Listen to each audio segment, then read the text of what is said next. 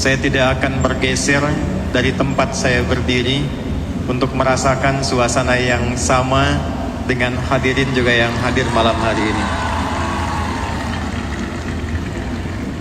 Yang saya cintai, keluargaku, saudara-saudariku, seluruh masyarakat dan warga Aceh, semoga malam hari ini menjadi malam yang diberkahi oleh Allah Subhanahu wa Ta'ala, yang dengan keberkahan itu mengantarkan kepada kemajuan Aceh yang kita nantikan.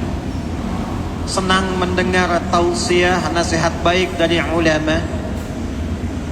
Masyarakat bisa menatap langsung dan berinteraksi dengan umaranya.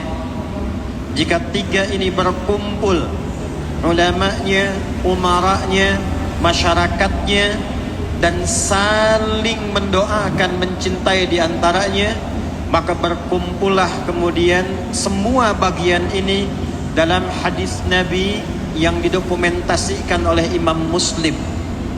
Dari Nabi sallallahu alaihi wasallam, beliau bersabda, khiyaru a'immatikum man tuhibbunahum wa yuhibbunakum.